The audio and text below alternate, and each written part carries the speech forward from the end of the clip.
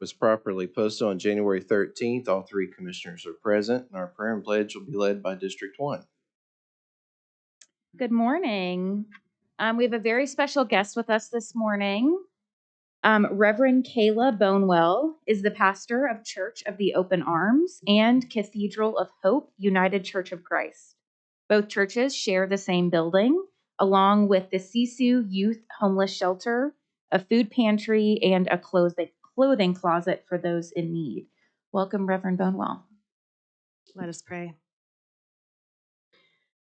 God, who also has full days with long agendas, we ask you to be with our county commissioners and all attending this meeting while they address a 21-page agenda, including 80 action items. Be with them especially in regards to, quote, discussion and possible actions regarding broken, obsolete, or too costly to repair items. There seem to be a lot of these.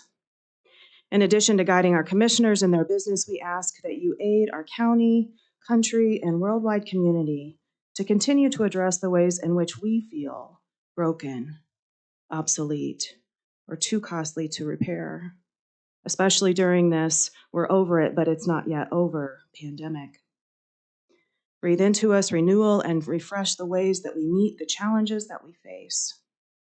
These days require too many decisions when we're already in the midst of decision fatigue. And finally, God, we would be remiss if we didn't thank you for yesterday.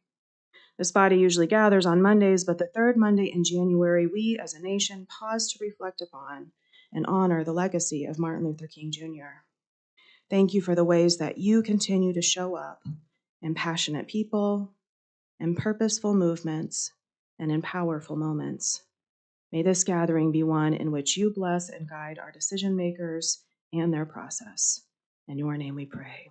Amen. Please join me in the Pledge of Allegiance. I pledge allegiance to the flag of the United States of America and to the republic which stands one nation under God, indivisible, with liberty and justice. Thank you so much, Reverend Bonewell. Thank you. Okay. The treasurer has asked that we honor his employee, Letha Roberts. Thank you very much, Mr. Chairman. Letha, if you would, please come up here. What I am presenting to you is a resolution honoring Letha Roberts on her retirement and the 37 years of dedication and outstanding service to Oklahoma County. One thing that's unique about this 37 years is that every day of it was spent in the Oklahoma County Treasurer's office. She is going to have to go into a recovery process for about 6 months. Maybe longer. Oh, wait a minute. You weren't supposed to. So with your permission, I'd like to read the following resolution.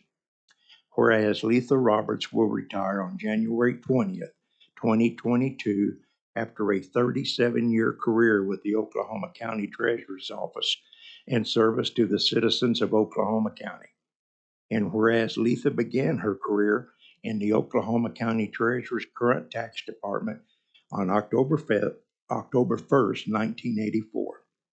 And whereas Letha faithfully and with honor, integrity, and great distinction has worked tirelessly in the delinquent tax department, working tax bill payments for the Oklahoma County Treasurer's Office, reviewing title searches for accuracy, and researching and helping to resolve customer tax questions on the phone and in the office with dedication and professionalism. And whereas Letha has earned the respect and admiration of her co-workers with her smile, friendliness, good nature, and dedication. And whereas it is with sincere gratitude, we wish her a retirement full of happiness, spending her time with her family and friends, reading books by her favorite authors, and doing the things that she loves. Now therefore be it resolved, the Board of County Commissioners of Oklahoma County does hereby recognize the significant contributions made by Letha Roberts and congratulate and thank her for her 37 years and 3 months of service to the Oklahoma County in the Oklahoma County Treasurer's Office, and asking for your approval today, 18th day of January, 1922. How about 2022? Anyway, Commissioners, she is a great employee. She has been an employee who, and you've got to have this in our office in particular, but she goes into the details and the nitty gritty, and that's what title searches. If we miss something on a title search, then not only have we not done our job, but we've messed up.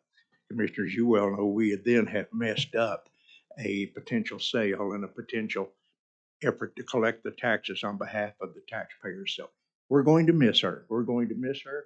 I'd like for all of I did have just my my delinquent tax department to come down here. So if they would please stand up.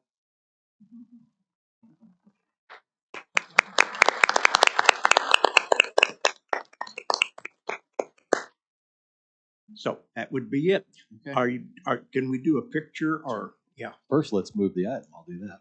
Oh. That's a I'll good point. second. All in favor, say aye. Aye. All right.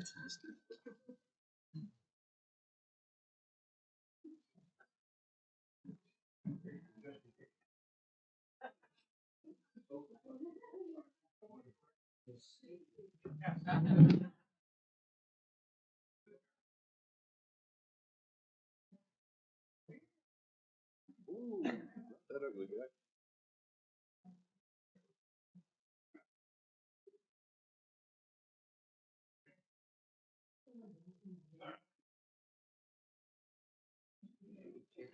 Perfect.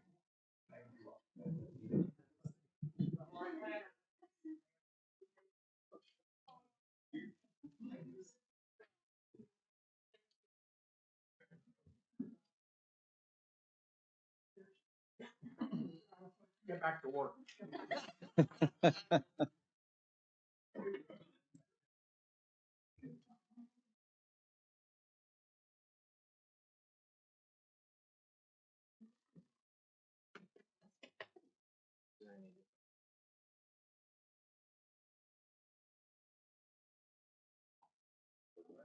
Yes, I noticed he thought you.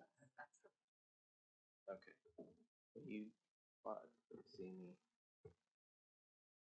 If it's okay with the commissioners, Karen, are we ready to go ahead and honor the employees? They're here.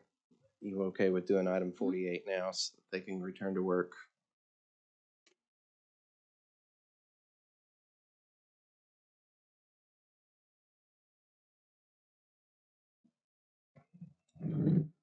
Good morning. We are here to recognize the January 2022 Employees of the Month and our 2021 Employee of the Year. Grant, if you'd like to come up, please.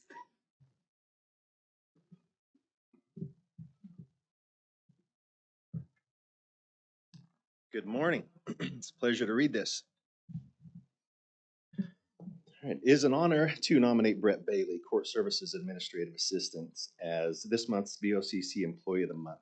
Brett is truly the department's go-to guy for practically everything. Brett has taken the initiative to learn nearly every facet of the department's operation and is always willing to assist staff at any moment's notice. Brett assists staff with case management meetings, client contacts, delivers our paperwork to the courts, compiles the daily deposit, ensures documents and materials are stocked, and still has time to fix the copier when needed. Brett truly is our all-star employee, and his contribution to Oklahoma County is noticeable and appreciated. What may be Brett's greatest attribute is that he is a joy to work with. Brett is a team player, fun to be around, a hard worker, and detail-oriented. Therefore, I respectfully nominate Brett Bailey, Administrative Assistant, to be recognized as this month's BOCC Employee of the Month. Good. I'm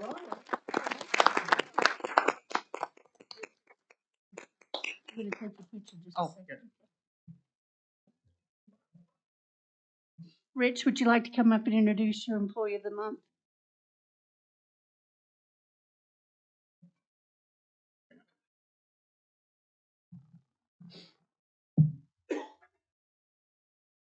Good morning. MIS department would like to nominate Gary Williams from our applications department for Employee of the Month. Gary's an invaluable asset in our applications team. He has kept numerous of our applications either updated or just straight rewritten to get us up to current standards and current functionality with all of the stuff that we do. So we are incredibly proud of Gary and the work he's done over 7 years now. So very proud of him. Good deal. Thank you.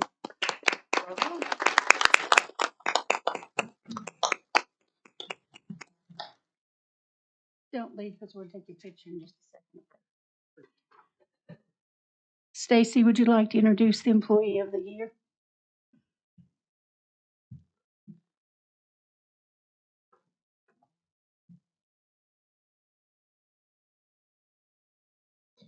Oh yes, this lady is very deserving of this. She's been with the planning and engineering department for a very long time. She can perform every job in that department, and she is truly a go-to person, not only for that department, but for this whole organization. So your employee of the year is Marquita Epps.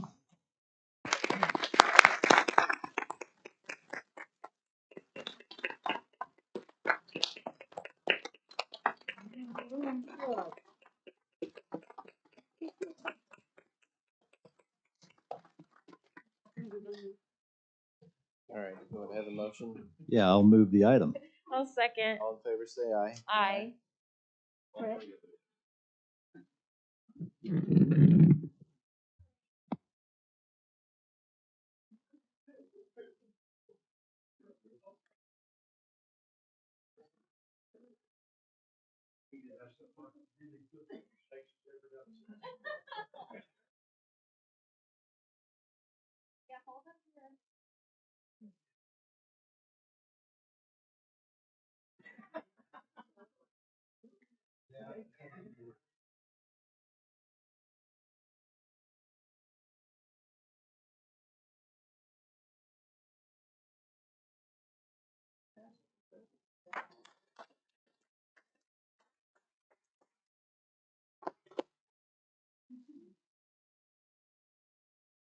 Congrats.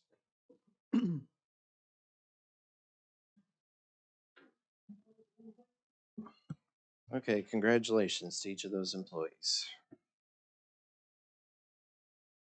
Okay, returning to the order of the agenda, is there a motion to approve the minutes I'll for move, January 3rd and January 10th? I'll move approval. Second. All in favor, say aye. Aye. Where do these need to be adopted, on what number? Or these need to be accepted? Under item 3. Okay, that's what I thought. So before you has been a document on the commissioner proceedings. You had time to review these. To approve this item, do we need to include this in our motion? Okay. Yeah, I think maybe do two motions. One, I'll go ahead and move to accept the documents that were distributed here into the record. Second. All in favor, say aye. Aye. And now is there a motion to approve the claims? I'll move we approve our claims, including these two documents we just received. Second. All in favor, say aye. Aye. Okay, thank you for that, clerk's office. Is there any change to the blanket? No change. Is there a motion? I'll move approval. Second. All in favor, say aye. Aye. And there's a long consent docket. Is there any individual consideration? If not, is there a motion? I'll move approval of our consent docket. Second. All in favor, say aye. Aye. District 1.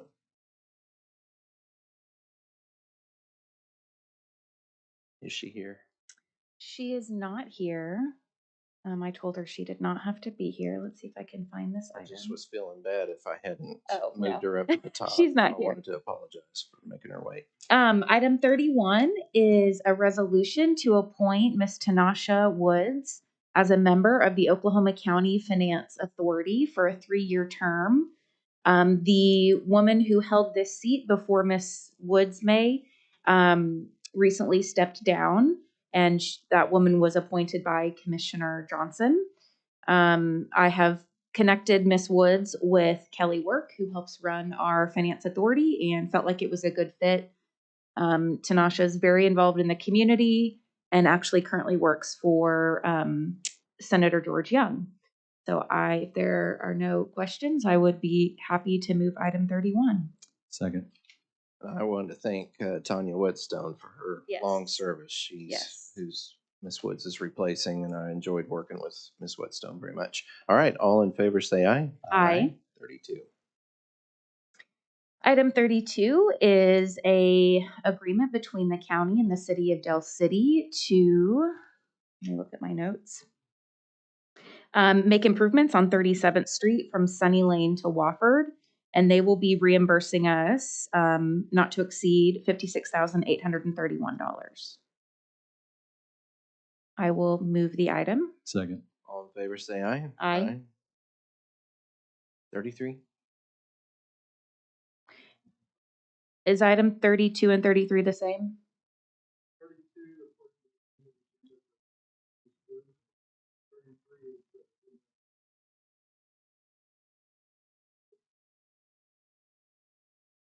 So,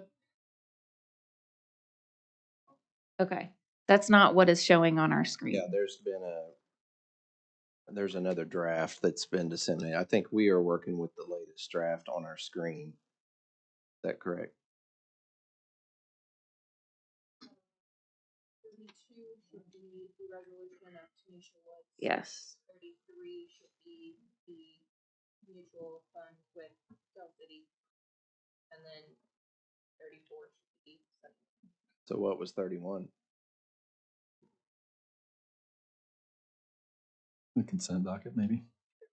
31 was to receive litigation. That's what was missing on this. Okay. So that's what. Council, do you think we have a problem here? Since can you confer with the clerk and see if we're I have the correct one in front of me, but the one on our screen is not. It was my understanding that the one on the screen, I knew there was a discrepancy. I thought the one on the screen online was the latest. So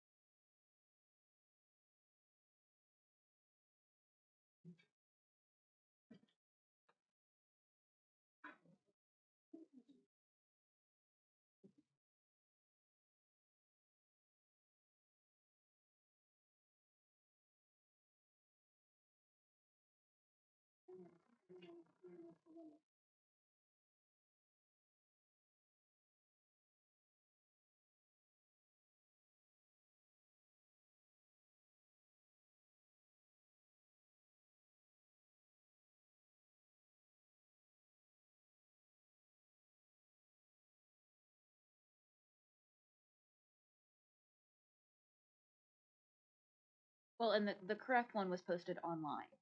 I think part of the issue is my I think so. so if maybe we just pull that down, that will alleviate some of the Okay. confusion. just so long as the one that was served notice to the public is correct. Okay. Okay, Yeah. that was getting to be my concern. Well, and just to be clear, it appears the only thing is a one number difference, and that the agenda items are all correct. We've been voting on the ones we understood. It's just that the item number on the agenda on the screen is one number off. Okay, so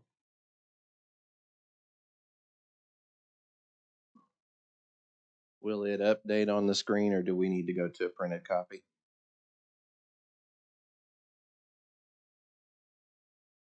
Okay, so we, Item 31 is what Was skipped. Is there a printed copy out there on the desk for me? I have one, I don't need one. Thank you. You got one? I'm good. And Okay. so were there copies printed at the back of the room? And those were correct? Okay. Okay.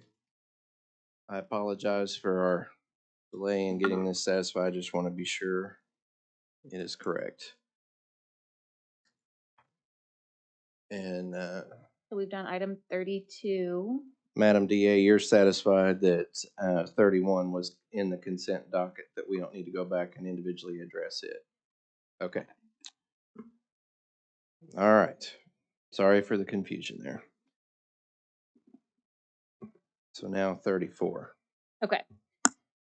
So 34 is also another agreement with the city of Del City, to make improvements on Sunny Lane Road, extending north from I-40.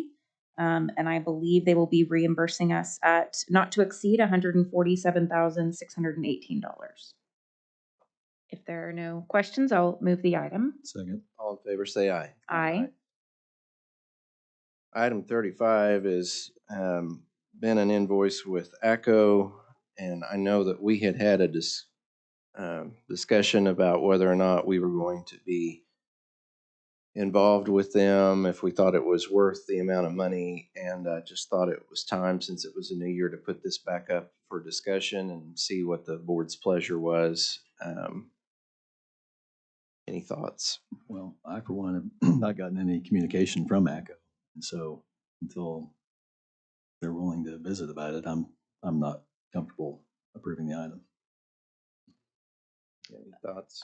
I don't have any issue with it. I'm fine approving it today, so looks like you might be the tiebreaker. Well, we want to try 2 more weeks and see if they will talk to you to satisfy what you're wanting to ask them. Well, in several other counties as well.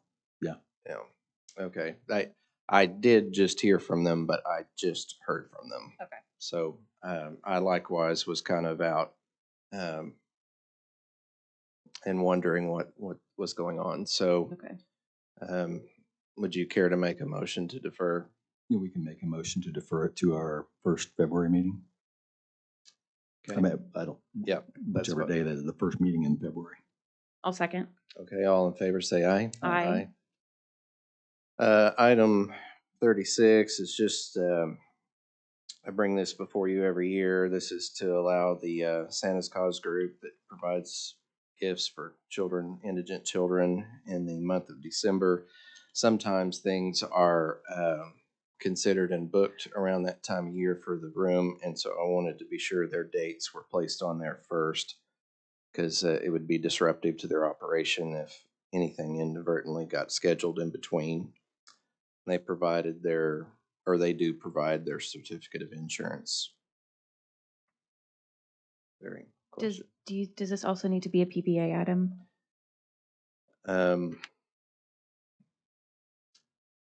Did it get put on PBA also? Do you know?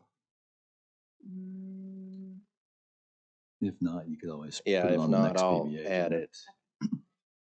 That might have been an inadvertent mistake on our office. I'm sorry. But it is a PBA property, so. I'll move approval, assuming I don't we're- think it hurts if we approve. Yeah. I'll move approval, assuming we're also going to put this on PBA. Second. All right, all in favor say aye. Aye. I know they are grateful. More children than ever. Last year, I think over 2,000 kids. Yep, great organization. It's amazing. All volunteers. And then this is, the next item is to approve a contract with the county free fair between Jones High School, which we do every year, for a sum of $4,500. LaDonna has worked with our office to bring this forward. Any questions? Is there a motion? I'll move approval. Second. All in favor, say aye. Aye. Aye. And then I know Dell City is in District 1, but I guess there is something in their charter that says that if they appoint somebody to the floodplain, it says that the chairman of Oklahoma County has to sign Okay. their deal, Okay. which their charter doesn't require past city council agenda.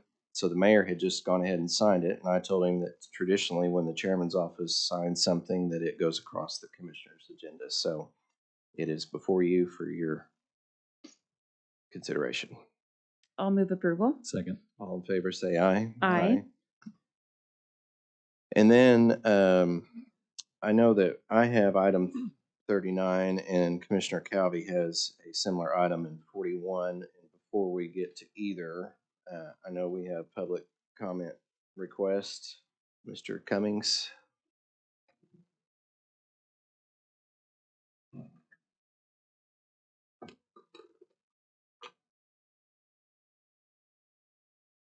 Good morning, everybody. I'm trying to figure out on this one. Yours asked for 110 million, his asked for 175, but on the last page of his, it says 110 again. So it's as if somebody copied and pasted something wrong. You guys might want to have a look at that. My question here is, the final ruling said not for incarceral facilities. And on the second or third line, it says the Oklahoma County Detention Center. And in the summary, the new detention center. And then the new facilities increase capacity. So there are things in here just from the start that don't make any sense. But the biggest thing I would like to do is go, so you're asking the state to match funds on a bond that needs to go to a public election, which we've not had yet. Can somebody blink so we know that I've got this right? Okay. How does that work? You couldn't use the 150 million. This said not to do an incarceral facility. And instead of just doing a behavioral facility by itself, which we would all actually agree on, you went ahead and locked it in with the jail again. I mean, this is just reaching. Every week there's some new plan or some new scam to find the money. I see the master of tardy bonos in the back to make sure you guys do what you're supposed to. But literally, this gets to a point where it's just silly. Every week we do something different that you know for a fact won't work. Even your wording is off. Literally, the wording is off in the first paragraph. It's embarrassing. So can we just get to work on this and do something that's viable and negotiate? Is that possible? Because this isn't working. Thank you. Mark Falk.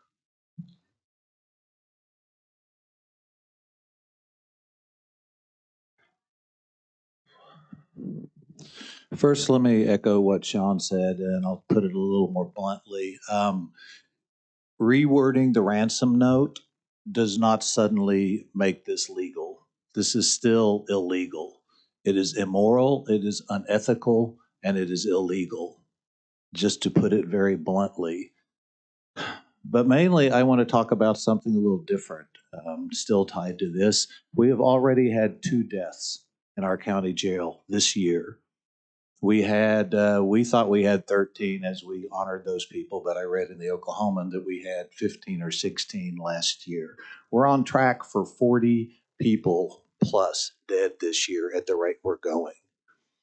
I wish that this county commission would put as much effort into rehabilitation, into mental health facilities that actually help people, that don't take 7 years to build inside of a jail where you criminalize people with mental health issues, where we have drug and alcohol addiction programs that reduce incarceration, where we build or buy transitional housing for the homeless, which will reduce incarceration and reduce death. It will save lives. So I wish you would put as much effort into restorative justice as you do into trying to scheme the people of Oklahoma County to build a bigger jail. You're not trying to build a better jail. You're trying to build a jail that is easier for you to make profit off of. You want a jail that runs smoothly so that you can continue to bilk the taxpayers of Oklahoma County and profit off the backs of our most vulnerable citizens. While we were at the county jail yesterday, after the second person died, and we decided we should be there just to honor more dead bodies, at the county jail, an ambulance pulled up and took someone else out of there yesterday. I also heard from someone who was a nurse at the county who said that her employer, Turnkey, told her that she is allowed to come to work, or any employee, any nurse can come to work if they have COVID, as long as they don't have a fever. Now, I can't verify that, but I heard it from someone who works there. So I would like to say that if you want to reduce COVID, take the measures to reduce COVID. You know, all of you know, this is not about COVID. This is about your insatiable desire to build a bigger facility to incarcerate more people and to put more people who have not yet been convicted lives at risk. So I'm asking you today, as a compassionate, caring human being, that we focus on that. We focus on saving lives, and that we reduce our population in that jail through the measures that we have given you every week through restorative justice, mental health facilities, drug and alcohol addiction facilities, a revolving bail fund for people who can't afford bail, transitional housing for the homeless. Do those things first in the name of justice and in the name of humanity. Thank you. Sarah Banna?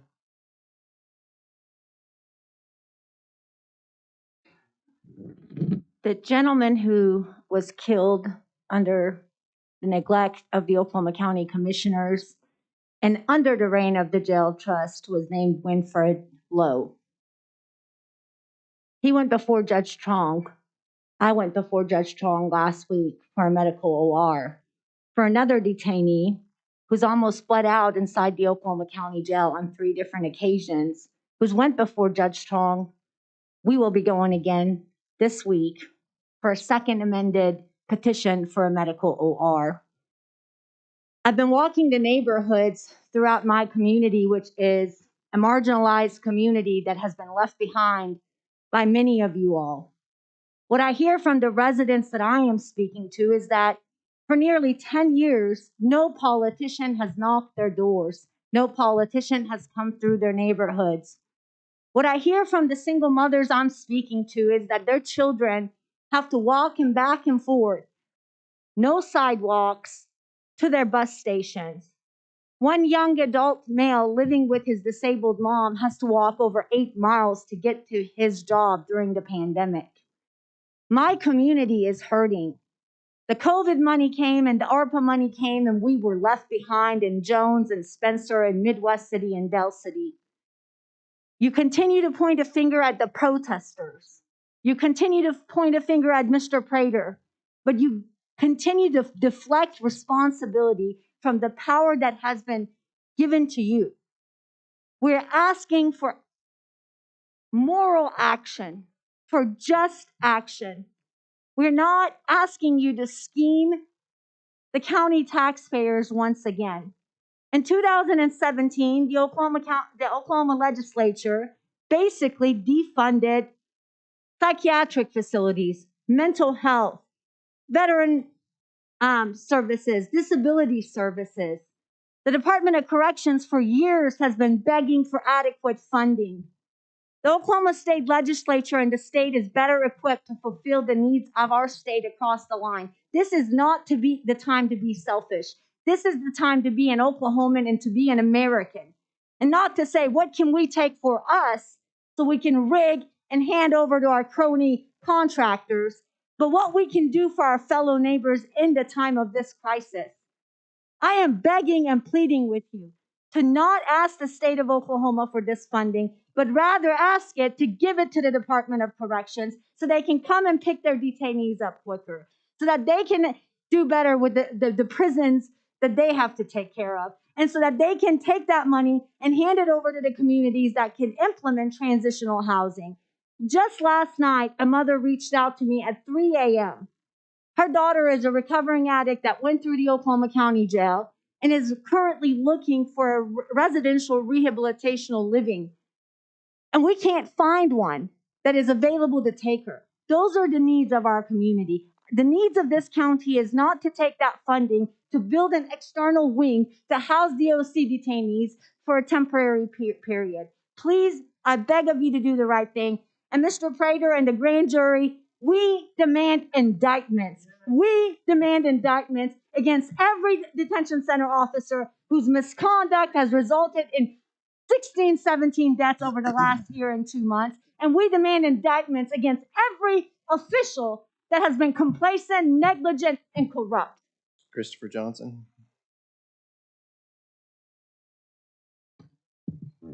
Good morning, everybody. Just wanted to say that we need to not try to swindle this money. I was looking through all of these documents, and page 18 and 19 of the interim final rule says absolutely nothing about what you guys write on it. It was dated May 17th of last year. You guys misdated it, or intentionally, January 6, 2022, so that's wrong.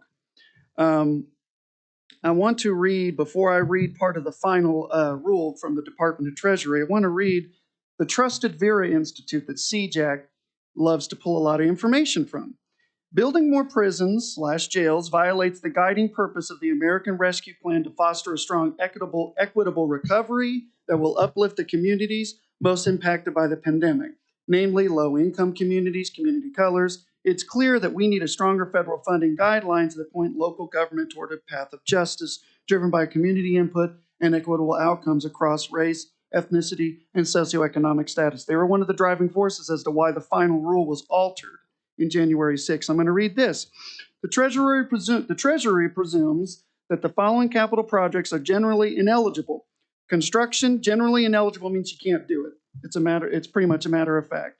Construction of new correctional facilities as a response to an increase in the rate of crime. That's what gets pitched, that as more population grows, we're going to have more crime. I've been to those CJAC meetings. That's their rationale. Construction of new congregate facilities to decrease speed of COVID-19 in the facility. Again, that's another talking point that gets pushed. And construction of convention center, stadiums, etc. That's made for general economic development, which one you could say about the nonprofits that skim the fat off of the system as that. So, and also let's understand that this is going to take about to 2026 to 2027, maybe, without construction delays, without anything else, for doors to open up. So it's an absolute lie and bullshit hyperbole when we sit there and say that we're building something that's going to benefit maybe 5 to 6 years from now, that it's going to do something right now. This isn't the Twilight Zone. This is 2022, not 2026 or 2027. And that, again, I strongly urge you not to try to steal this money that's going to only be used to increase mass incarceration. Because nowhere in the history of the United States have we built a jail where we have not filled it to full capacity. Nowhere in the history of it where we built a jail that magically we didn't fill it to full capacity. Okay. These two items are on here because we received this document from CJAC. Tim, would you care to come forward and explain? I asked Mr. Tardivano to work with our consultant to flesh this out and take into consideration some of your comments from the previous meeting. Commissioner Bloomer. I am actually. Okay.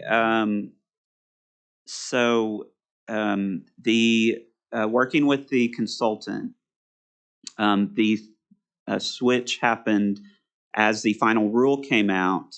The new proposal focuses on the medical behavioral health portion that goes into the jail. And so that's working with FSB on their recommendations related to cost and space related to that medical and behavioral health wing, and then related to Accenture looking at the new guidelines. We went through the new guidelines together, the final rule.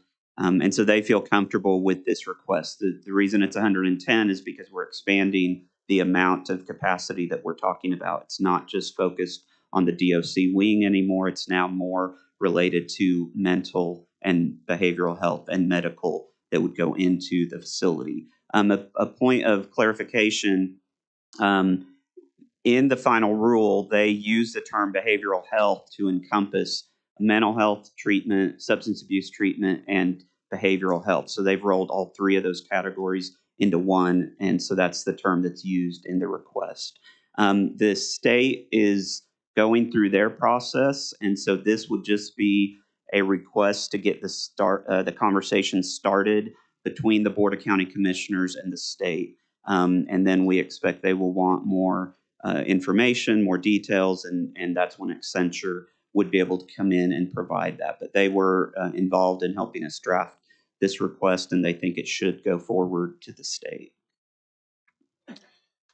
And to answer a question that was posed is that, there's a who goes first deal. And so the state wants to know who else is going to be involved in taking something to the voters. The bond isn't adequate to do it along by itself, so it's obviously going to have other partners in the coalition for funding that join us in this process. And so this, as you mentioned, is just getting the ball started in one of those spheres. This Right. The legislature doesn't want to wait till April or when the county bond vote would go on. And so it's not, just to be clear, it's not that we would be using the bond money as the match. It would be county funds to match the state funds, and then the bond money would be in addition to that. And we're satisfying a deadline with the legislature. We need That's to right. move forward now. That's right. And obviously, these are kind of dual items here. And so I had one thing to point out, but if you want to go ahead and explain. Well, so I had suggested asking for 175 million rather than 110 million because I think there's a pretty decent chance after discussion with the consultant, but it is not yet a certainty that that guidance will change, just like it did on the CARES Act several times. And so I think asking for more would be appropriate, but if it is correct that the consultant indicated that they thought that 110 million, even under the current guidance, would be compliant with ARPA for the purposes stated there, so that I'm okay if we want to just ask for that at this point.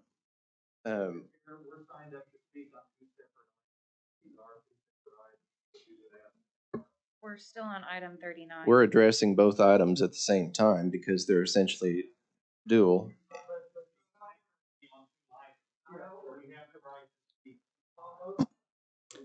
If the other item comes up. Right.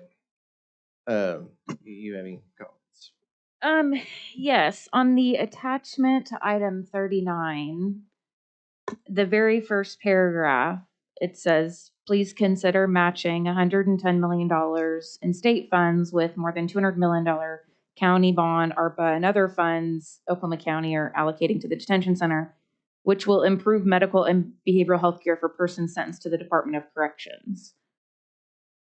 I just want to make sure that if the state were to match this money, it would not go just toward That's folks right. sentenced to DOC. It would go toward The whole everyone being detained at the jail who might need health care. The state's interest in this is both that there are DOC sentenced inmates that are under their state, they're waiting to be transported.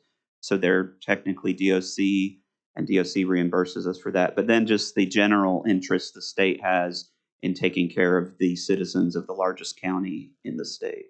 Okay.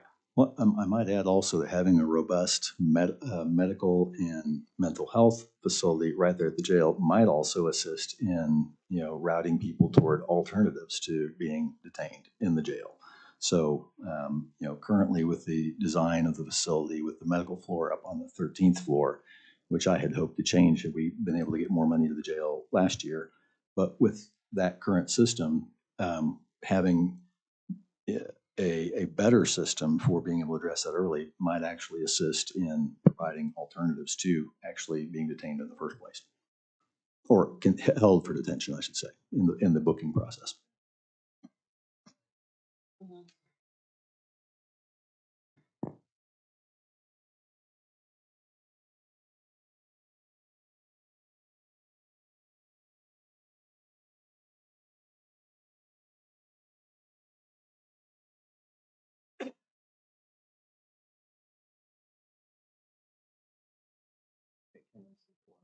Yeah, this is 41. Wait.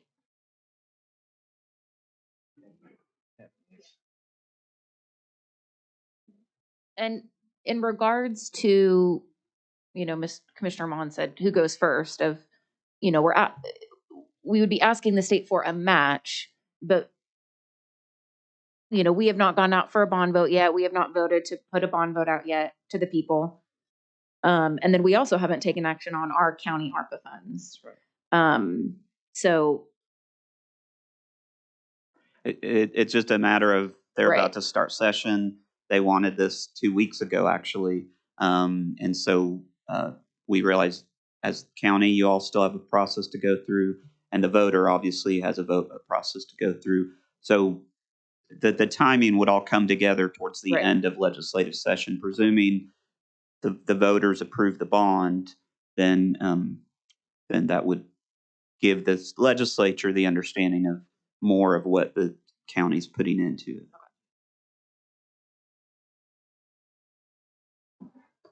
If we used I know we were working from a draft and we were under the deadline. We got this just moments before it needed to be placed on our agenda, which I appreciate. It's a lot of work and research, and I thank CJAC and Accenture for putting us as a priority to try to flesh this out with those new Treasury guidelines, because everybody wants to make sure we put the best foot forward. So we were working with a working draft, which explained some of the inconsistencies that were pointed out. So we want to try to flesh. And I would say it depends that on which document we use, but the January 6th, when the White House released, or the Treasury released the guidelines, there was a clear shift on focusing on medical behavioral health services and facilities to allow those services to occur. And if you look at the state's 2 approvals they've already made, one of them is for specifically youth mental health treatment beds in a children's hospital. So it's very similar to what we're proposing, a medical behavioral health area within the construction of the larger facility. We're not asking the federal government to build our facility. We're going to use that money for the mental and behavioral health that is allotted for in the new final rule. I don't have a problem with asking for more, recognizing that we will probably have to settle for a negotiated amount. But if we were to use your draft, does that last sentence need to be tweaked where it says 110? You could always supplement it later, but I'm content if we want to go ahead and go with your version, then I'll just strike mine. We are signed up to speak 2 separate items. You wouldn't let us speak last time. If you let us speak, you got it up. Do you have any thoughts before we have comment? Before we let public comment. Okay. Come on, Mr. Falk, let's hear you.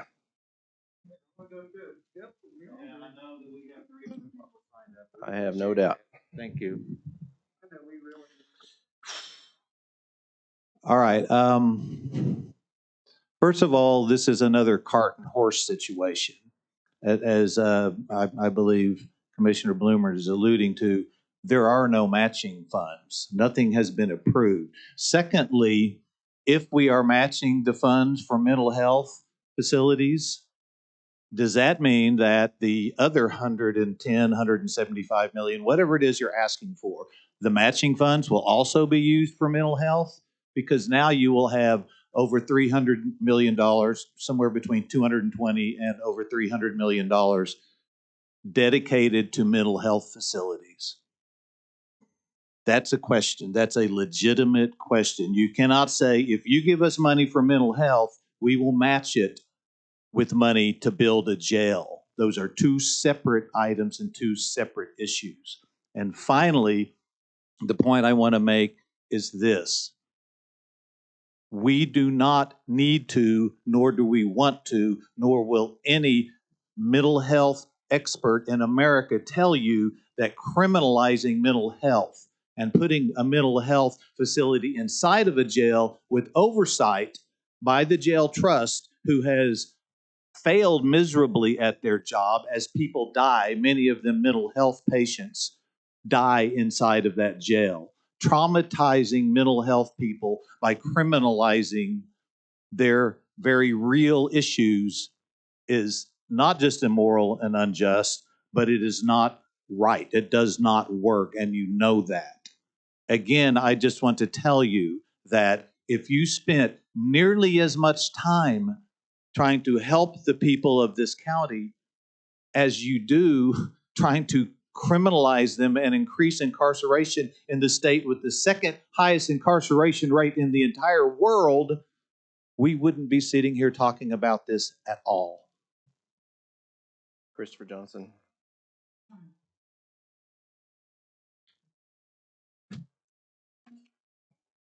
Well, there you have it.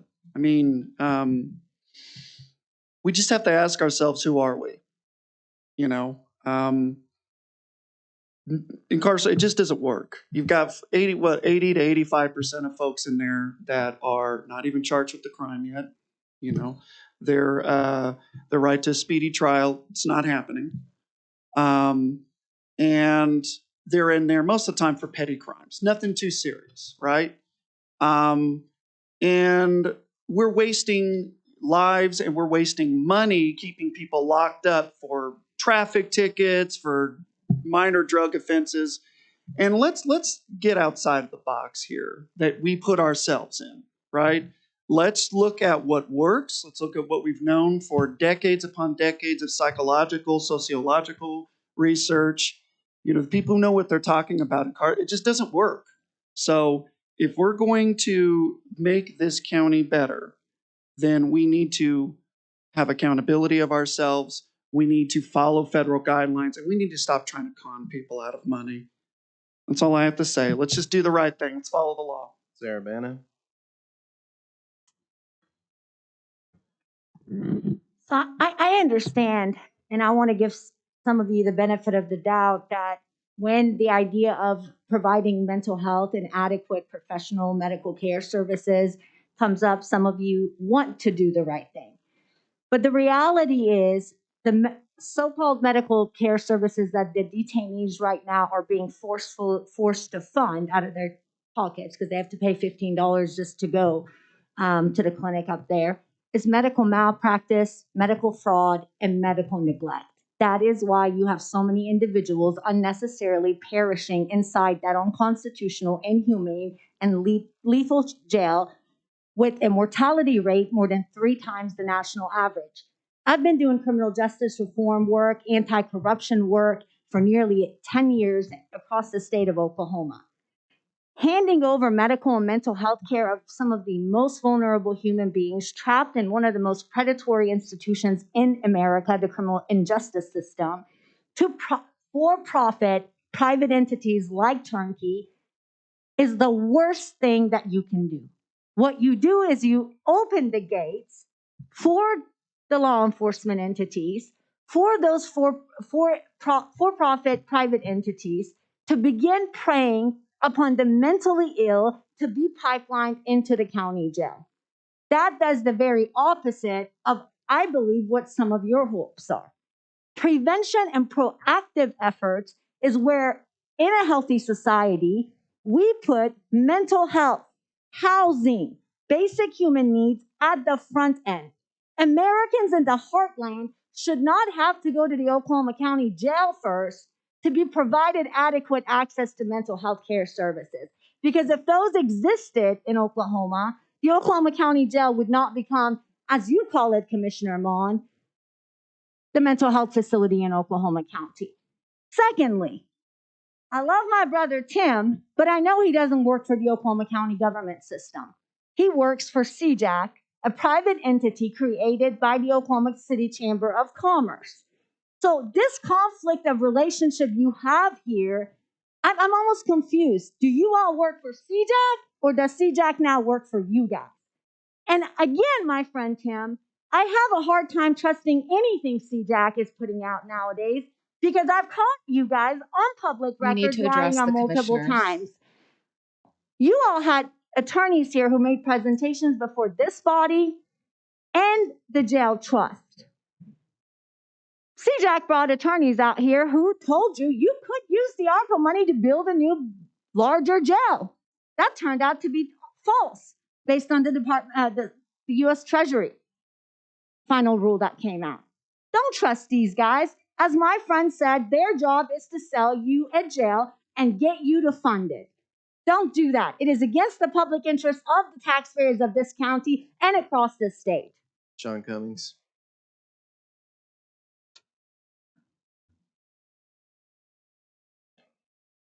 Hello again. Okay, a couple of things just to cover first. The thing you're trying to give to the committee, you know, John Eccles is on the committee. John Eccles owns Turnkey. So huge conflict of interest there. Immediately from the start, you're going to give a guy part of a mental health facility. We all have to agree that medical's not working over at the jail, and it's not because it's on the 13th floor. Could have put a building outside a year ago. You've been sitting on $150 million, haven't done anything with it. You could have built a portable jail, a portable hospital in the meantime. You didn't want to. Now, our salesman that we have in here that came in to close the deal for the jail, we have 3 pots of money. We've got 1 pot of money, which is 150 that you all held too long. If you were like Alabama, just boom, went after the jail, Joe Biden wouldn't have stopped you. That's just a fact. The second one is this hope that you're going to get $200 million through with the citizens, which they haven't voted for in 20 years. That is a pipe dream. And then the third one is you want to ask the legislature for money to build this and do it as a mental health and medical, where the guy that runs the medical is on the committee. Once again, if you don't want to look corrupt, don't do things that look corrupt. Look, sending CJAC man in, okay? Non-government entity in the middle of this deal who at the CJAC meeting sits next to the chairman of the Chamber of Commerce. Once again, maybe a bit of an issue for you guys on the respectability and honesty end. This all is so dirty, it is worse than a 3-card Monte in New York. And you're hoping all these deals come together at the end? When have you ever seen that happen in government? Honestly. You got 150 million. Let's do something now while you're going to finagle this for the next 5 years. Because it sounds to me like your deal's dead. That's all. Okay. Any others? All right, now back to these 2 items. Did you have more that you wanted to say? I don't think so. Okay. Well, what's your pleasure?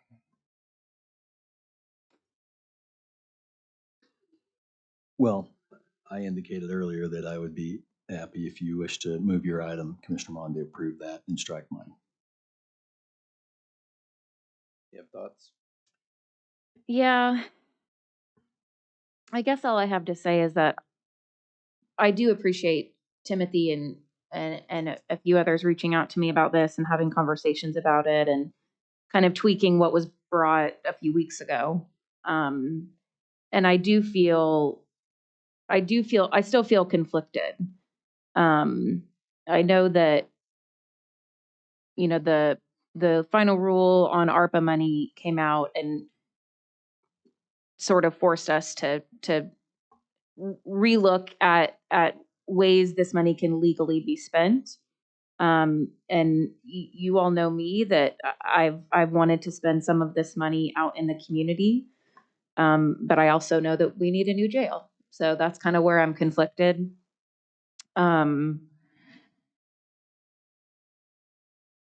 Yeah.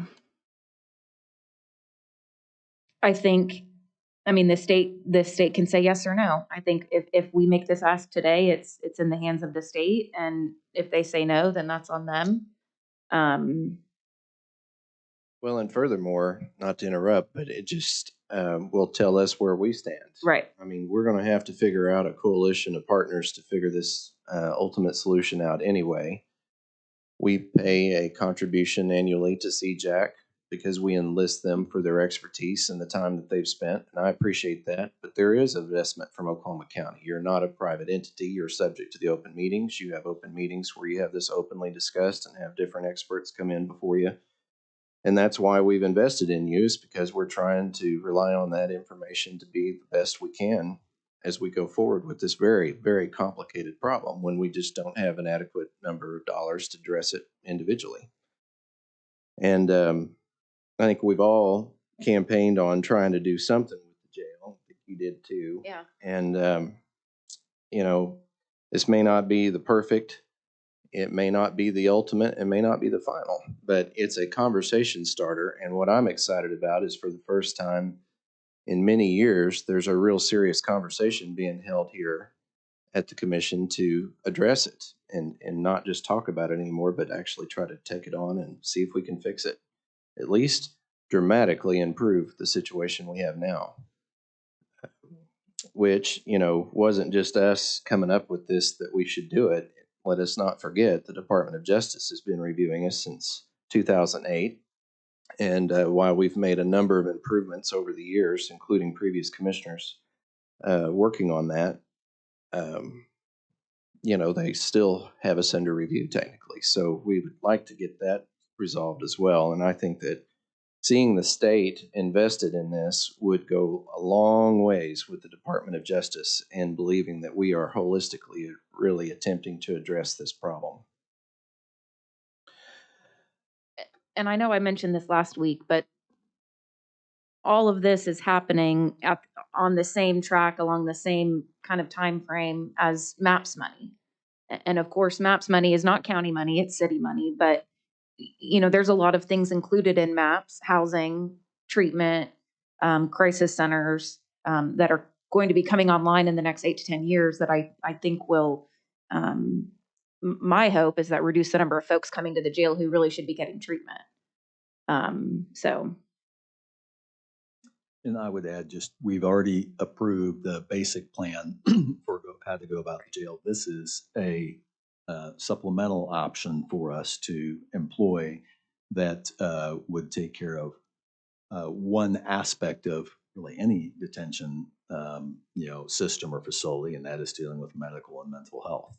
And this is, you know, in addition to what already is a good plan in order to address, you know, the problems at our jail and with the facilities there that the CJAC committee and their consultants came up with. So this is, in addition to that, we'll make that even more robust. Did you receive a briefing from John Sentner and Leslie Batchelder when CJAC contracted with FSB and Leslie Batchelor, they did come, and I had several meetings with them. That's why I was surprised when you said you hadn't received a briefing, because that's the briefing I got, and I thought all three of us got it. I did not receive a briefing on this specific ask. But it's in there among that they, you know, want us to apply for state ARPA funds and use the county bond. You know, when Leslie goes through all the financial tiers of how we might get there, you know, there's a list of options in her PowerPoint. Right. And so it was based on that I took this initiative to try to fulfill. Okay. I mean, somebody's got to grab the ball and run. And so I just wanted to clarify that. I wanted to be sure you hadn't been left out of that briefing from.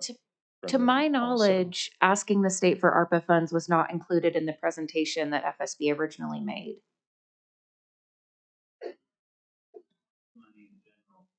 Right. There was a very general comment of there are ARPA funds available, but I don't believe.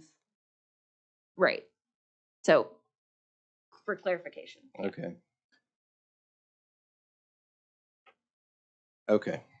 Well, I'm explaining why I took this initiative, because it was in their recommendations of how we would get there. So it was important to me to make sure that you had gotten that briefing.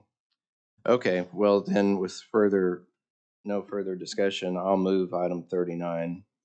Second. Any other discussion? All in favor say aye. Aye.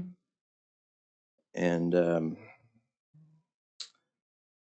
go ahead. Do you want to do item 41 now, or do you want to do 40? We can just go ahead and strike item 41 then. Move to strike. Second. All in favor say aye. Aye. Item 40. Okay, so I am in the jail frequently, in my role as a jail trustee, but I went ahead and did the formal tour of the jail as a commissioner, actually on December 31st, on New Year's Eve. And I went in there and went to several of the floors, certainly the medical floor, the 12th floor, which is a restrictive housing floor, kind of for the more dangerous people, and 2 other floors on the jail.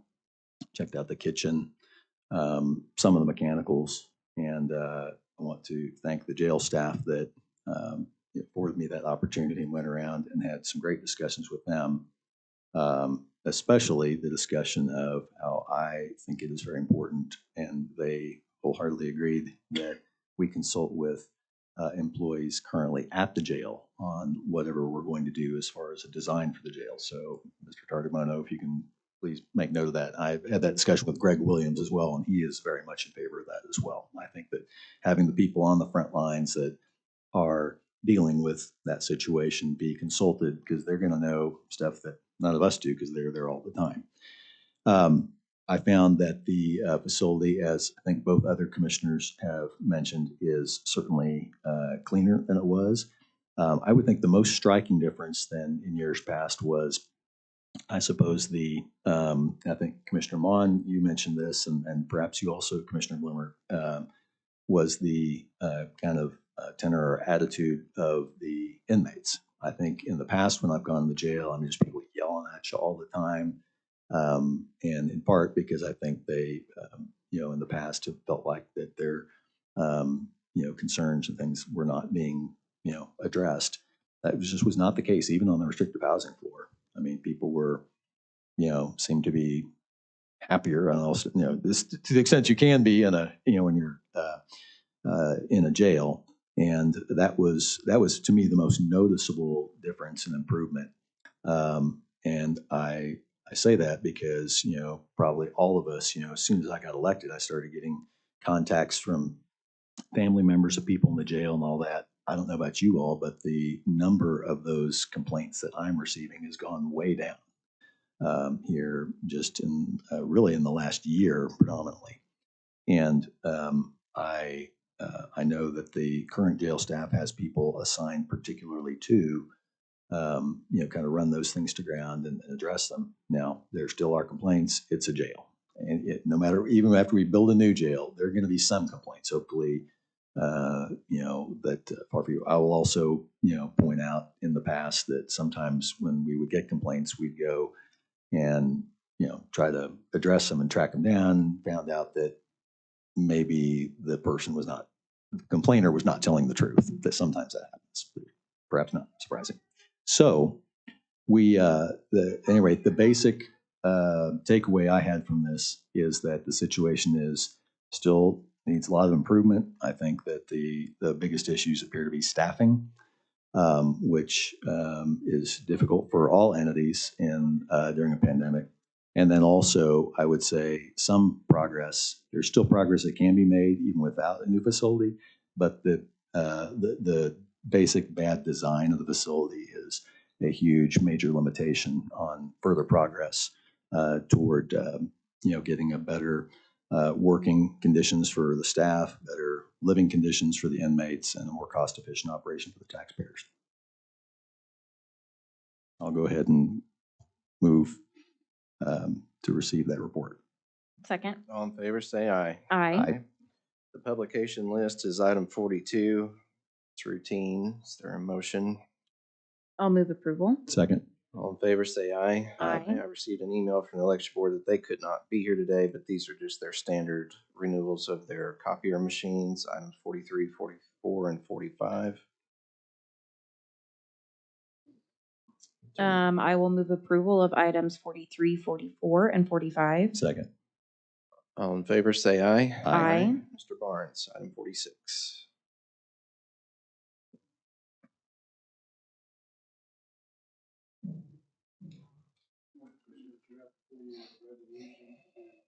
Uh-oh, I don't think his Oklahoma mic County, is on. I'm sorry. Okay, there you go. Your mic wasn't on, but I think it is now. Yeah, before your resolution to enact an Oklahoma County-wide burn ban. This is based on several factors that are covered in state statute. Increased incidence of wildland fire. We are under a severe drought situation according to the U.S. Drought Monitor. And I do have a consensus of fire chiefs that I've contacted throughout Oklahoma County. And on behalf of public safety for the county and conditions that are certainly going to continue decreasing, I would recommend approval of this resolution for a 14-day burn ban. I've been hesitant about these in the past because I know of the inconvenience it places on people who burn their trash, but I concur this time. It is extremely dangerous out there. And can you clarify, will this cover all of Oklahoma County, including all the municipalities? Yes, ma'am. Okay. And can you tell us how you'll communicate, if this is approved, how you'll communicate that to the municipalities? Yes, the state statute actually has several provisions for that. I'll be going through law enforcement through the OLET system. I'll be contacting media. I will let all the fire chiefs and emergency managers throughout the county know. And there's 4 or 5 different state agencies that I'm also sending copies of the resolution to. Okay. So it gets pretty widely disseminated. Okay. And this will expire before our next meeting, right? Yes, sir. I believe the next meeting is February 7th, and this expires, if I'm not mistaken, February 1st. So if conditions warrant, I may be coming for you for That's what I was a going to special say. meeting. If need be, let us know. All right, is there a motion? One last question. Can Yes, you ma'am. tell us the last time the board approved a burn ban? You know, we've been very fortunate. It has been a number of years. I'm wanting to say 2017, I believe, is the most recent. It's been a while. Yes. Okay. Is there a motion? I'll move approval. Second. All in favor, say aye. Aye. Engineering. Mr. Thank you. Barnes. If I could, I would note on the exceptions, we have the opportunity under state statute to put exceptions in, and the one that I have in here is outdoor cooking and improved cooking appliance with due caution.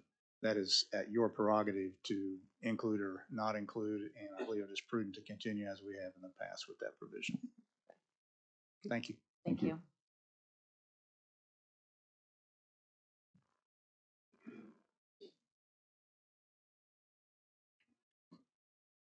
Now for some good news. Item 46, the river portion of the XXX project is substantially complete. You can see the 4 dikes there in the drone flight that were actually constructed. That's pushing the river back to where it was in about 2011. So we've made about 11 years of progress in rerouting that river and getting it away from the road. You can see where the road used to be. The roadway contractor's already started. To the top of your screen there, cut the new road in to the west. It has the dirt work done. The item before you today is to get additional funds to pay for the river portion. The bank kept moving on us back to the west. We had to extend those dikes to the west, so most of the money goes into the riprap and the fabric that we had to have to lengthen those dikes. They were competitively bid items, so there's no statutory limit to how much you can overrun them. We actually ended about a 12% overrun here. So what you're approving today is an additional $300,911, so we can complete that contract.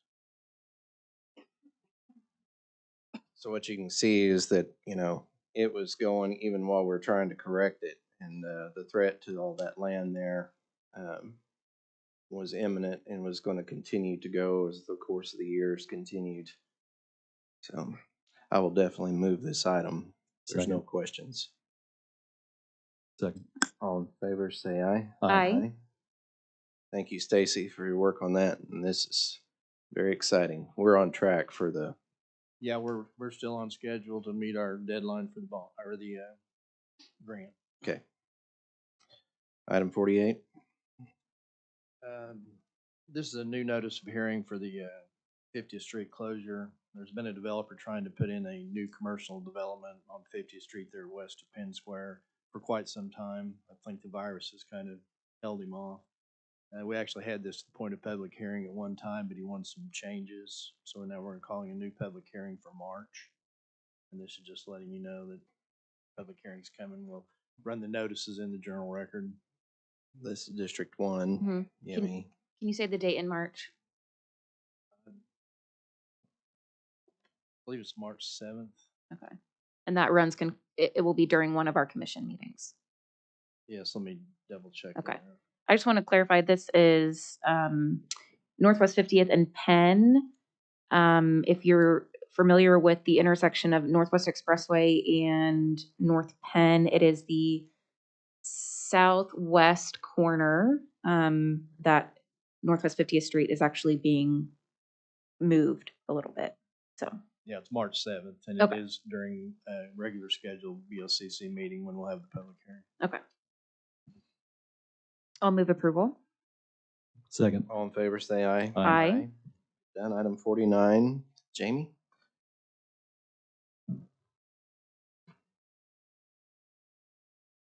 Good morning. This is a resolution accepting donations made for use by Oklahoma County.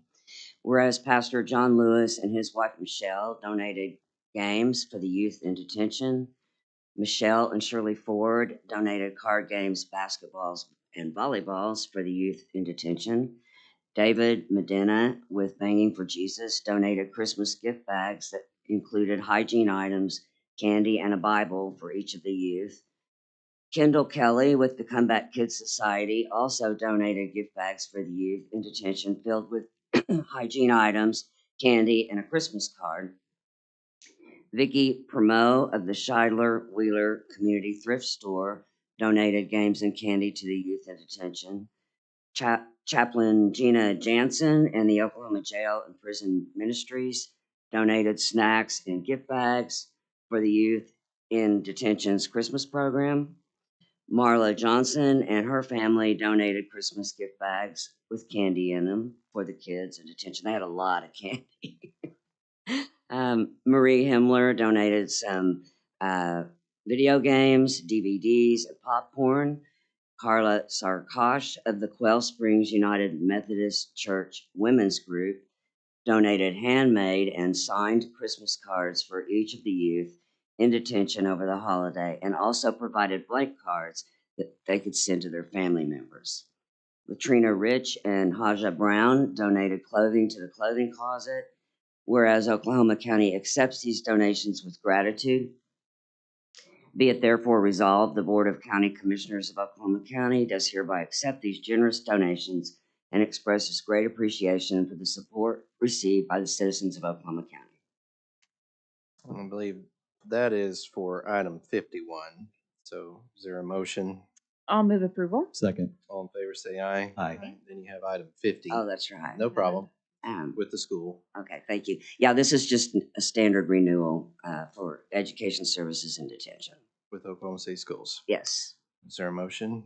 One question. Have you all encountered any issues with, I know public schools right now are having or all schools right now are having a really hard time keeping staff and teachers because of COVID. Has that affected your teachers at all? It has a little. We've had substitutes more this semester than we've ever had, but it's still working good. Okay.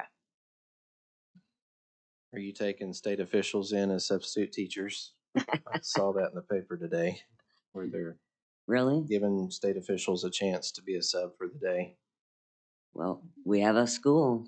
Okay, good to know. Is there a motion? I'll move approval. Second. All in favor, say aye. Aye. Thank you. Item 52, I think, first off, I want to say I appreciate Judge Elliott for his many years of service, and he's a friend of mine. But I think this is a slippery slope, starting to name things, especially so quick in conjunction with someone's retirement. I know it's an impulse thing to want to do, but I also understand there may be some concerns about the legality of this as it's presented today. So for all those reasons, I wondered if you might entertain a motion to return this back to infrastructure. Was this your initiative? No. No, but Who brought this before? I wasn't sure who the origin was. well, I was on the committee, but Wasn't Sarah. We can denote that. It was originally brought to the committee by the law library. I think somebody from the back. Oh, the law library. Okay. And I discussed with Vanita that we would be sending it back to the committee today. Oh, well, good. So you've already. So I've already talked with Judge Elliott and Vanita to let them know where we're at in the process. Yeah. Well, to make this perfectly clear, no disrespect to the judge, but this has come up before with other things, and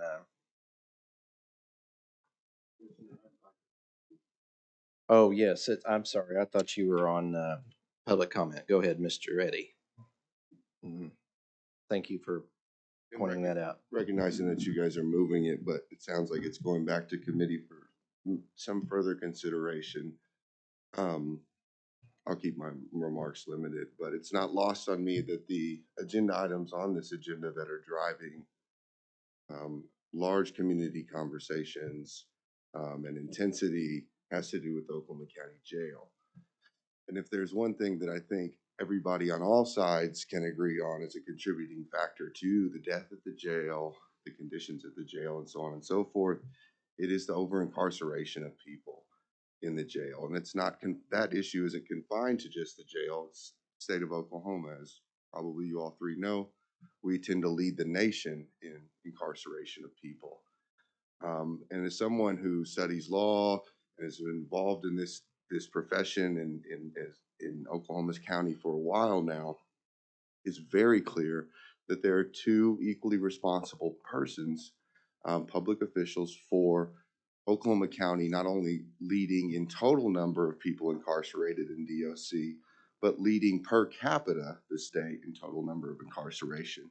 And that's Judge Ray Elliott and David Prater. Neither one of them can do exactly what they want to do without the other pushing the ball, the envelope, as far and as long as they can. They incarcerate people with pleasure. And this is particularly true of Judge Elliott. Judge Elliott has retained for decades now the revocation docket, which is the really inhumane docket, where people who make minor violations of their parole when they get their first charge and get all their time in jail suspended, but 10 years on paper or 20 years on paper, and go on to lead very productive lives, and then have a minor marijuana possession or something that leads them to a parole revocation, which the district attorney prosecutes vigorously in Oklahoma County. And Judge Elliott has held on to that docket. And if you sit, and I encourage anyone to do it before he leaves to see what it looks like, sit in his courtroom as he treats those human beings like garbage and throws away their life with jokes and wisecracks and humor and berates them. It is the most inhumane thing I've ever seen in this area, and it is not something we want to honor. We have the opportunity to look forward to a much better and brighter day seeing the end of Judge Elliott's reign of terror. And I hope that we can do so without putting the reminder of one of the most traumatic people for the vulnerable people of this community name over there to remind them that that happened. And it's not that we should forget it, but we don't need to honor him. To honor him. That is just not what we should be in the business of doing. We should speak truth about that man and what he did to this community. And it is one of the greatest human rights offenses that I've ever witnessed. Thank you. Okay. Is there a motion? Yeah, for the reasons that you cited, Commissioner Mon, that I'll move the item basically that we need to make sure that anything along this line would comply with law and precedent. We only have so many courtrooms, and to decide whether that's an appropriate way to honor Judge Elliott. I'm consistent on this, by the way. There have been others that have come along before, but I just think it is a very sacred thing to honor a piece of public property, and we only have so many courtrooms. It's just a very limited thing, and I have resisted this before. I know the state and the city both, I think, have criteria about certain honors that are bestowed, and there's a lot of policy. So if we ever got down this road, I think, not to become overly bureaucratic, but I think we should consider adopting so that they stay within some parameters too. Anyway. So I'll move to send it back to the Public Improvements and Infrastructure Committee. I'll second. All in favor, say aye. Aye. Aye. Thank you for your understanding. Purchasing, The first item is for our purchase card statement that we'll be paying to the Bank of America.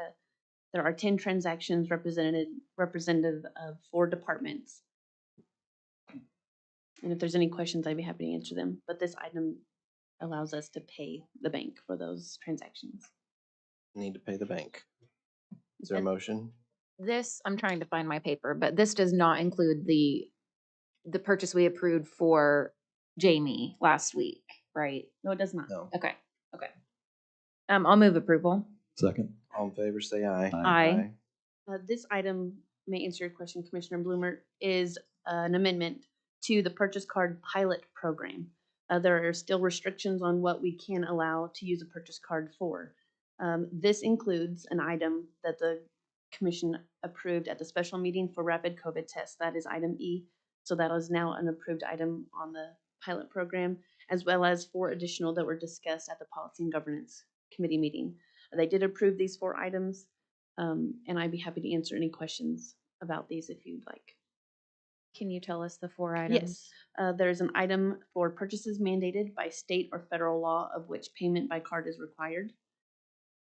A lot of payments are turning to online payments.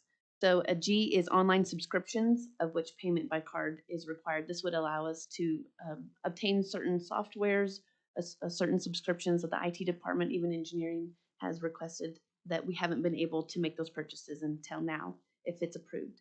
H is online training or educational materials. Many conferences now are going to online materials.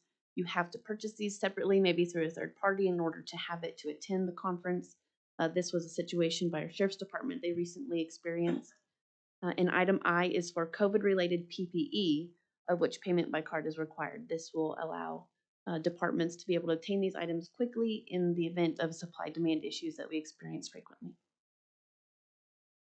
So those are the 4 items. Okay, any questions? Is there a motion? I'll move approval. Second. All in favor, say aye. Aye. 55. Item 55 is something we've been working on for quite some time. We have contracted with Ski Data for our parking system in the Metro Parking Garage. And Ski Data has proprietary rights to their system, software, and equipment to where only Weatherby Electric is allowed to service and provide maintenance on those things. This is a letter, according to our policy, that we would appreciate the county commissioner's consideration for approval. This will allow Weatherby Electric to be the sole distributor for the Ski Data parking system. It's timed for 1 year, so that way at the end of 1 year we review it to make sure if there's any allowances that Ski Data has made, we can have those changes made and updated at that time. But this allows the Metro Parking Garage to have those repairs and services done without limiting at the threshold line. Very needed. Yes. I'll move approval. Second. All in favor, say aye. Aye. Thank you. Sheriff? Thank you.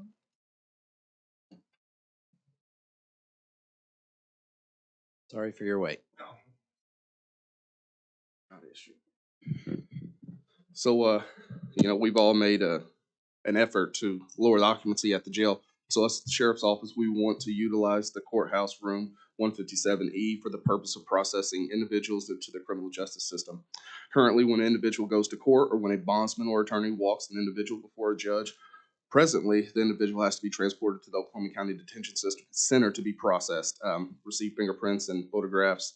And what this will do is it will allow the Oklahoma County Sheriff's Office to purchase a live scan for the processing of individuals into the criminal justice system without the need to be transported to the Oklahoma County Detention Center. This will reduce the flow of traffic into the detention center and allowing for the individuals to be released once bond has been posted and they have been fingerprinted and photographed.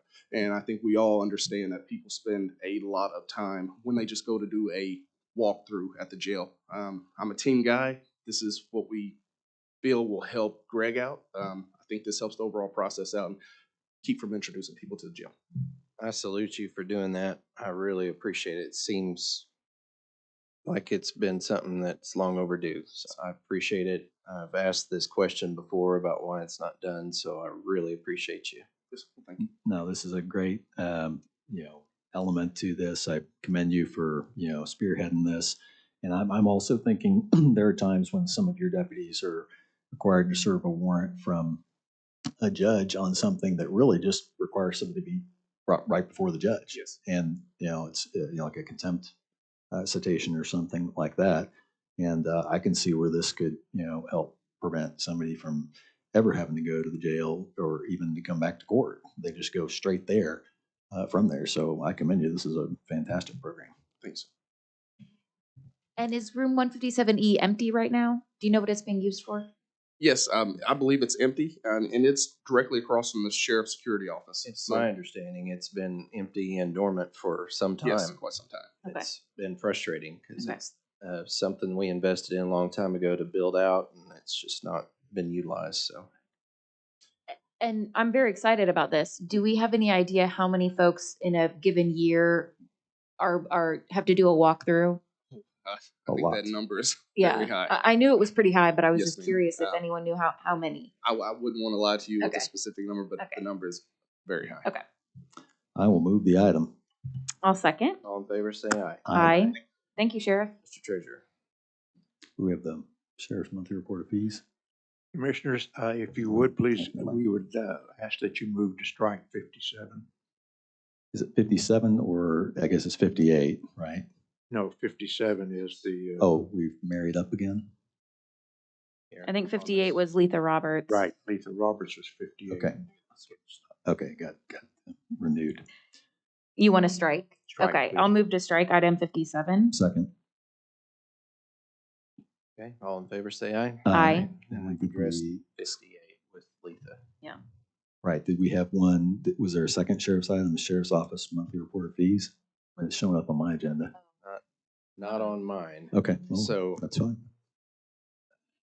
Interesting. think something got slipped through the cracks. It was on consent? Consent. Okay. All right. Commissioner comments, District 1. Yeah, I want to thank the organizers of the MLK parade yesterday and all the MLK events. It was a perfect weather. It was a wonderful day. And I also want to thank the Sheriff's Office for helping lead our silent march. A group of us marched from the Freedom Center to the Oklahoma History Center and did the ceremonial bell ringing with the governor. And a few sheriff's deputies helped us out and kept us safe when we did that march. So thank you. I also would like to thank those who organized the parade. It was a good event. I saw some of your folks out there, Commissioner, and I want to thank the sheriff for all the deputies who, along with Oklahoma City Police, helped provide security for the event. It was a very good event.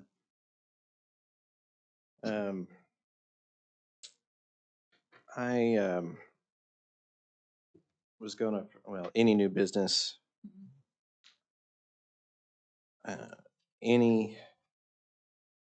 we have a long executive session ahead of us. So I was going to suggest that we hear public comment before we adjourn into a recess into executive session. And I was also going to suggest a little break before we go into that, if y'all have the time. Yeah. Okay, we have citizens signed up for public comment and any others. Is there anybody? Your order, your pleasure.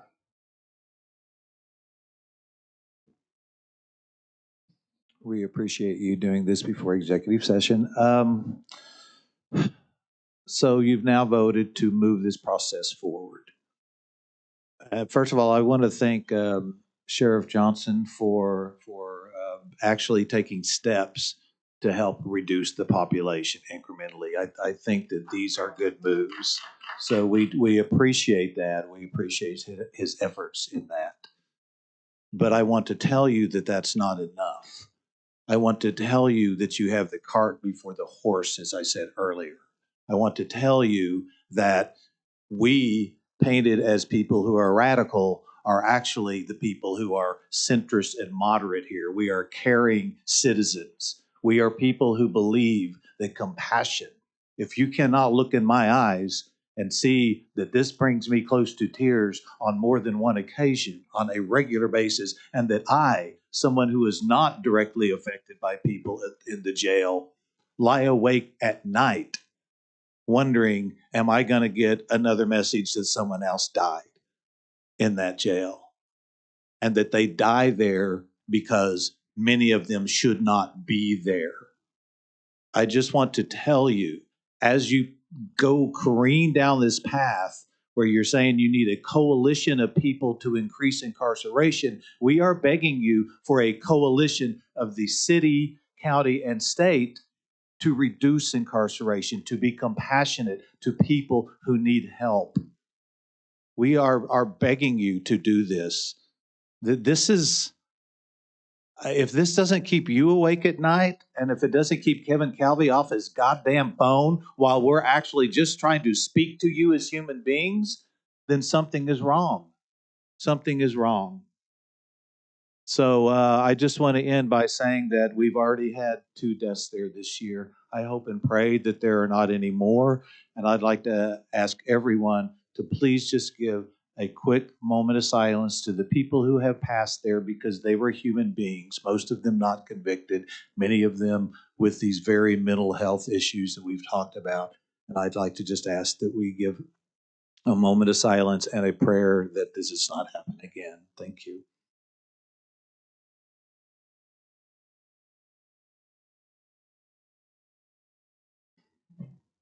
Thank you. Next citizen.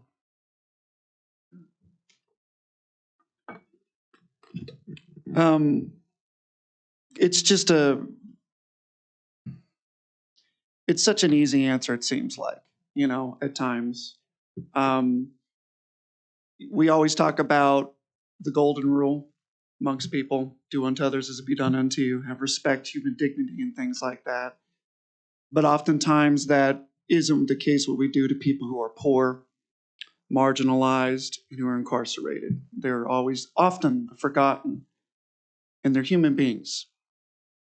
And we have to, again, look at science, look at just compassion of how we deal with this issue. Let's be pragmatic. Let's be realistic. Let's not wait 5 or so years to do something. Maybe. Let's do something now. Let's have the guts. Let's have courage to do it. This isn't a Republican Democrat issue. This is a human issue. Let's just have some courage. Let's just stop being on the knees to please and to beg wealthy donors. Let's just tell them you're not important. It's the people that are important. And you'll be amazed at how we all could work together. I would love someday to sit down with each and every single one of you and how we could just discuss how we could work together. We're here. Let's start doing something, and doing something now, and not waiting for some pie in the sky dream of maybe 5 or 6 years from now. Let's be human about this. Thank you. Next citizen.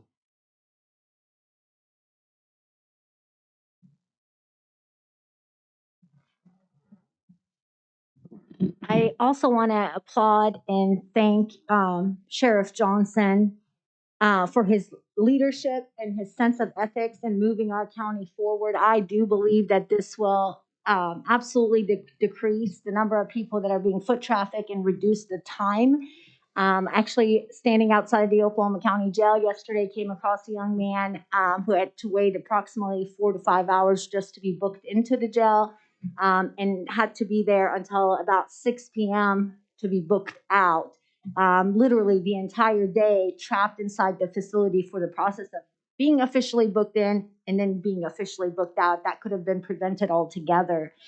I do want to say, I don't take pleasure in coming to these meetings. I'm a busy person. The constituents that you guys don't care about are the consumers, the people, the community that I serve. So every time I take the time to come here, I have to make personal and professional sacrifices to be here. And I take no pleasure in coming in here and telling you that you are leading in an unethical, corrupt, and illegal manner, that you are working against the best interest of the very constituents whom you go and ask to vote for you. And Commissioner Bloomer, you and I do not have a personal relationship in the many years that you have, represented my district. The community that I'm talking to in Midwest City doesn't know you, has never talked to you. You've never been to their front door. The next time I come to a public meeting, you will never correct my etiquette again. I will address whoever I want in the general public in a public meeting. Until you start leading in a manner where I actually look up to you as a leader, you do not get to address me or talk to me that way. Do you understand? Next citizen.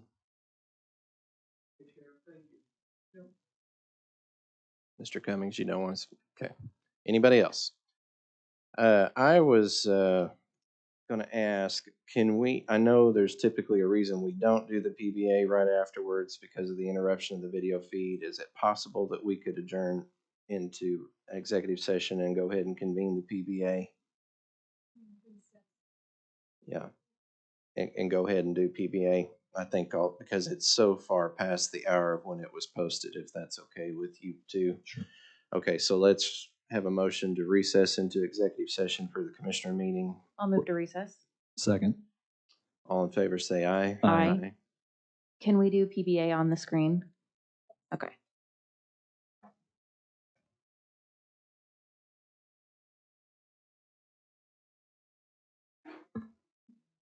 Did it?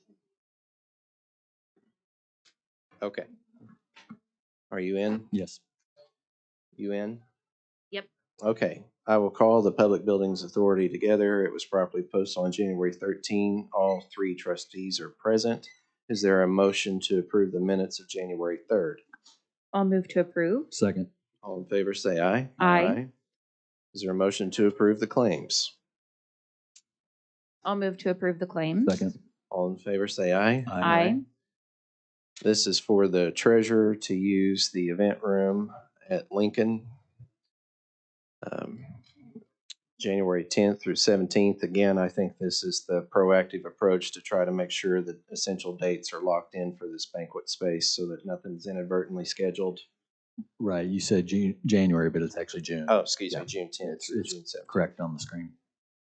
I'll move approval. Second. All in favor, say aye. Aye. This is to receive the financial statements for November. I'll move to receive. Second. All in favor, say aye. Aye. This is to receive the report of fees for the month of December for Metro Parking. Move to receive. Second. All in favor, say aye. Aye. This is to do the report of fees for PBA. Move to receive. Second. All in favor, say aye. Aye. These are cash fund appropriations for the Lincoln Building, Metro Parking. Keith? Appropriations to those entities through the end of the fiscal year. Lincoln, $30,000 in salaries, $17,000 in benefits for a total of $47,000. Metro Parking, janitorial, $11,000, OG&E, $15,000, water, $1,000, and then the business improvement district fee that we pay of $13,000 for a total of $40,000. The ICB, $13,000 for benefits. The remainder, $215,137.70 into PBA reserve. Is there a motion to take all four? I'll move to approve items 7, 8, 9, and 10. Second. All in favor, say aye. Aye. 2 more parking spaces. I'll move to approve. Second. All in favor, say aye. Aye. Any citizens Thank for you, the Mr. PBA? Monroe. And I see that we did not get it on there for Santa's cause, so I will bring that back at the next meeting. I apologize. Any board comments? Any new business? Is there a motion to adjourn PBA? I'll move to adjourn. Second. All in favor, say aye. Aye. We want to do like a 10-minute break, 15-minute break? Yeah. Yeah.